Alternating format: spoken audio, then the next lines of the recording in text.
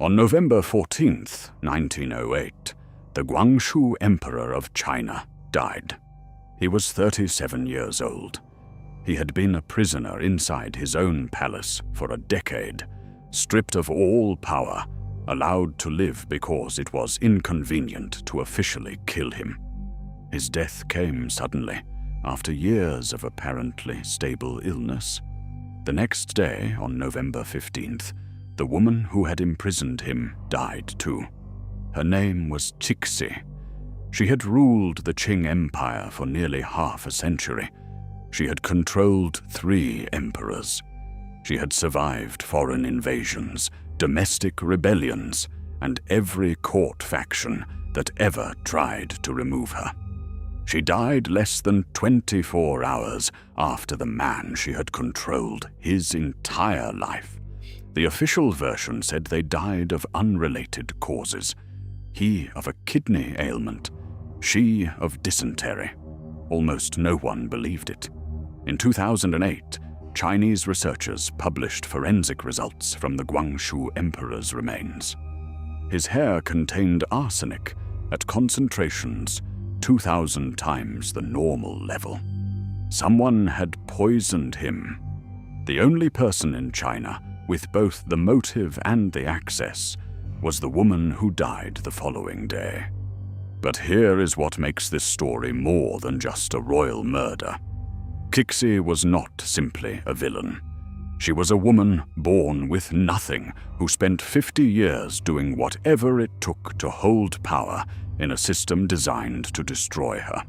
She outlasted empires, armies, and every man who tried to replace her. Whether she poisoned Guangxu or not, she earned her place in history. This is her story. Yehonala was born in 1835 into a Manchu family of modest standing. Her father was a mid-ranking official. Her mother was known to be strong-willed. By the standards of the imperial court, the family was unremarkable. In 1851, she was selected as a concubine for the Guangxu Emperor. She was 16 years old. The selection process was competitive and impersonal. Thousands of girls were evaluated. Most were sent home, and those accepted entered the Forbidden City to live in the women's quarters, ranked by beauty and breeding, with very little agency over their own lives. Cixi entered as a low-ranked concubine, far from the emperor's attention. The Forbidden City housed hundreds of women. Most spent their entire lives invisible, forgotten before they were even gone. She did not intend to be invisible. By all accounts, she was exceptionally intelligent and quick to learn. She studied at a level unusual for a woman of her time and status. She read classical texts. She observed how the court actually worked, who held real power, how decisions were made, which relationships mattered, and which ones could be exploited, and she waited for an opportunity. In the Qing court, the only path to power for a woman was exactly one thing: bearing a son. She waited 5 years. In 1856, Yehonala gave birth to a son. He was the Guangxu Emperor's only surviving male heir. In a dynasty where succession was everything, this single biological fact transformed her position entirely. She was elevated immediately, given a formal title, moved to better quarters, accorded deference she had not previously received. She was now the mother of the heir. In the Qing court, that was power. She understood exactly what she held, and she did not waste it. The Guangxu Emperor himself was struggling. China was in crisis. The Taiping Rebellion had consumed the South for years. One of the deadliest civil wars in human history, killing tens of millions of people. Western powers were pressing demands on Beijing following the Opium Wars. The emperor was not a strong man, and the problems surrounding him were overwhelming. Cixi inserted herself carefully. She began attending state meetings, something women were not supposed to do. She read official documents before they reached the emperor's desk. She offered opinions. The emperor allowed it, perhaps because he found her judgment useful, perhaps because she had given him his heir, and he owed her something. By the time Xianfeng died in 1861, she was not just a concubine with a son. She was a political figure with a decade of careful positioning behind her. She was 25 years old. When Xianfeng died, Cixi's son became the Tongji Emperor. But he was 5 years old. Power passed to a regency council of 8 men the emperor had appointed before his death. They intended to manage the boy until he came of age, and to manage Cixi out of relevance. She moved in 3 months. Working with the other Empress Dowager, Qihan, who had been Xianfeng's primary empress, Cixi organized a palace coup against the Regency Council. She had the support of key military commanders, including Prince Gong, the emperor's powerful uncle. In November 1861, the 8 regents were arrested. 2 were executed. The others were stripped of all rank. Cixi and Qian became co-regents. The official arrangement was that they would govern from behind a screen, the curtain arrangement. They should listen to court proceedings and issue decisions while physically separated from the male officials by a ceremonial silk screen. This was framed as propriety. In practice, it meant that Cixi was running the empire from behind a piece of embroidered cloth. She governed this way for the next 12 years. The Tongji Emperor eventually assumed power in 1873. He was not a capable ruler. He died of smallpox, or possibly syphilis, in 1875, at 19, leaving no surviving children. Cixi chose her 3-year-old nephew as the next emperor. She was 40 years old. She was just getting started. The boy Cixi chose as the Guangxu Emperor was her sister's son, connected by blood and theoretically controllable. For the first 14 years of his reign, the arrangement held. Cixi governed. Guangxu learned. She approved. But Guangxu grew into something she had not expected, a genuine reformer. By the 1890s, China's position in the world had become impossible to ignore. Japan had modernized with stunning speed through the Meiji Restoration, and then defeated China humiliatingly in the Sino-Japanese War of 1895, seizing Korea and Taiwan. Western powers had carved spheres of influence across Chinese territory. The old imperial system was visibly failing. Guangxu read everything he could find about Meiji Japan, Western constitutional government, and how other nations had modernized. He corresponded with reformers. He was genuinely convinced that China could be saved if it moved fast enough.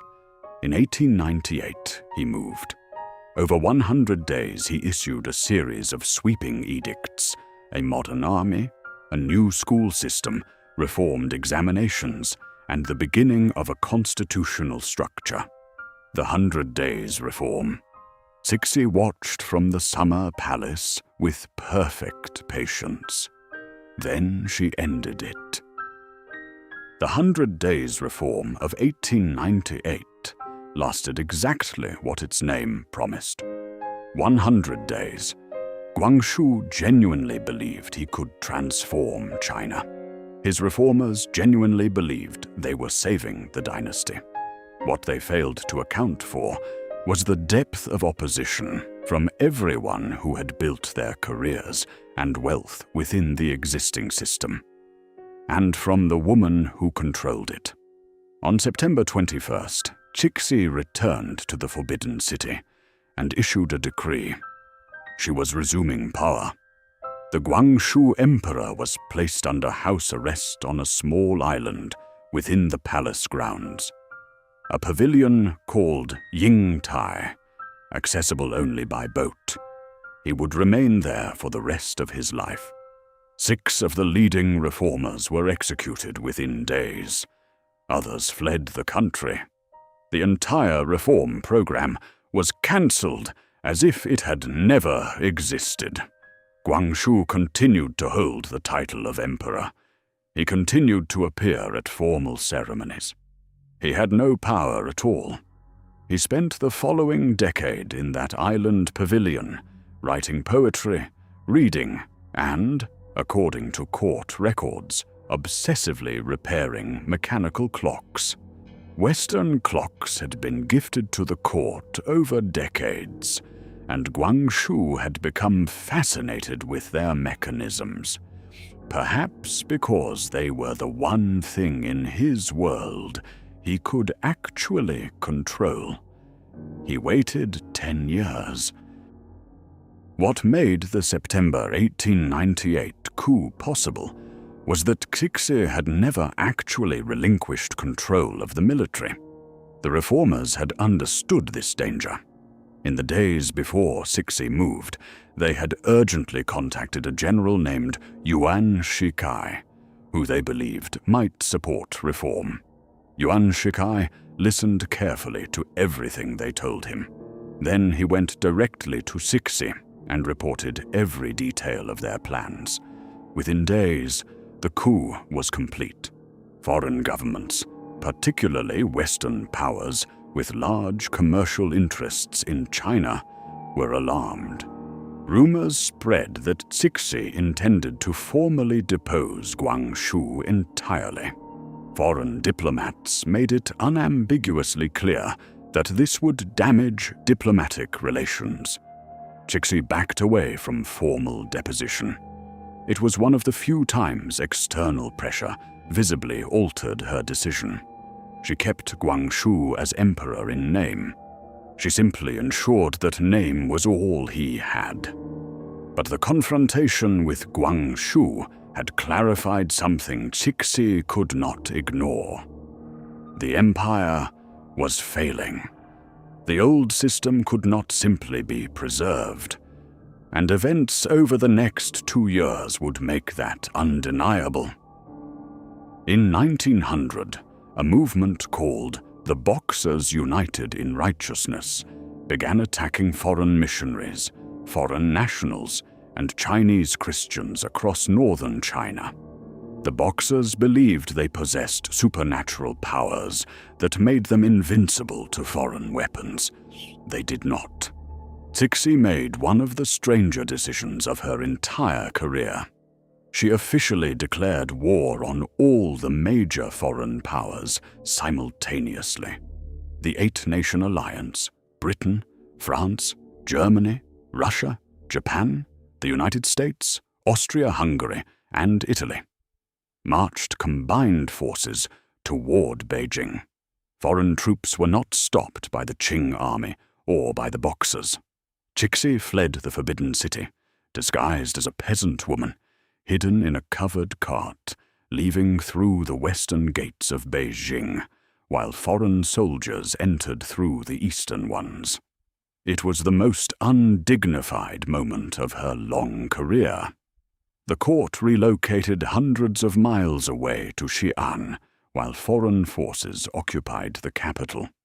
The Boxer Protocol of 1901 that ended the occupation required enormous financial reparations, the permanent right of foreign troops to be stationed in Beijing, and other concessions that carved away more Chinese sovereignty. Cixi returned to Beijing in 1902. She had survived the worst moment of her rule, and she had changed. Here is the central contradiction of Cixi's story. In the last decade of her life, the woman who had crushed the 100 Days reform, implemented most of the same reforms herself. She abolished the examination system that had governed Chinese governance for 1,000 years. She sent students abroad to study Western systems. She began building a modern army. She permitted elected local assemblies. She spoke openly of a constitutional framework. The very language she had silenced in 1898. The difference was power. In 1898, the reforms were Guangxu's, just in 1901, they were hers. The policies were nearly identical. The authority behind them was not. Whether this makes her a hypocrite or a pragmatist is a question historians still argue. What is harder to dispute is that she moved faster after 1901 than the Guangxu reformers had in 1898. The system she had spent 4 decades protecting, she was now carefully dismantling. On her own terms, under her own authority, at a pace she controlled. She was in her late 60s. She knew she would not live to see any of it completed, and she knew that the succession she had arranged was going to collapse. She had named a 2-year-old emperor. She was dying. She had not solved anything. In the autumn of 1908, Cixi was 72 years old. Guangxu was 37. Both were unwell. Guangxu had been in declining health for years. His diaries described symptoms that modern physicians reviewing the records have interpreted as consistent with chronic poisoning. In November, his condition deteriorated without clear explanation. He died on November 14, 1908. Cixi convened the court that same day. She named Puyi, a 2-year-old boy, son of Guangxu's brother, as the new emperor. She dictated final administrative instructions to the regents who would govern until he came of age. The next day, she died. Her final recorded statement expressed regret about her performance as a ruler. She said she hoped her successors would not allow women to hold political power again. Whether this was genuine reflection, political theater, or one final calculated attempt to shape how she would be remembered, no one can say. It may have been all 3. The empire she had spent 50 years holding together survived her by 3 years. The Qing dynasty fell in 1912. Puyi, the 2-year-old she had named emperor in her final hours, abdicated before his 6th birthday. The question of whether Cixi poisoned the Guangxu emperor is not historical speculation. It is a forensic finding. In 2008, researchers from China's Ministry of Health published a detailed analysis of the Guangxu emperor's remains. The arsenic concentration in his hair was 2,404 times the level found in contemporaries of the same period. This was not gradual accumulation. This was not environmental contamination. This was a single, massive dose administered shortly before his death. Someone poisoned him. So the question is who? The motive points clearly. Cixi was dying. Guangxu had been her prisoner for 10 years. If she died first and he survived her, even in poor health, he could have restored reformers to power, restructured the court, reversed decisions she had made, and possibly sought judgment on those who had imprisoned him. The safest outcome from her perspective was his death before hers. The access is equally focused. Guangxu was under permanent surveillance on an island pavilion reached only by boat. His food and medicine were monitored. The number of people physically capable of administering arsenic to him without detection was very small. No order was ever found. No confession was ever made. The people who would have known are all long dead. What the forensics establish is that someone murdered the Guangxu Emperor. What the historical record establishes is that only one person had every reason to want him dead, and only one person had the authority to make it happen without consequence. She was gone by the following afternoon, and she took the answer with her.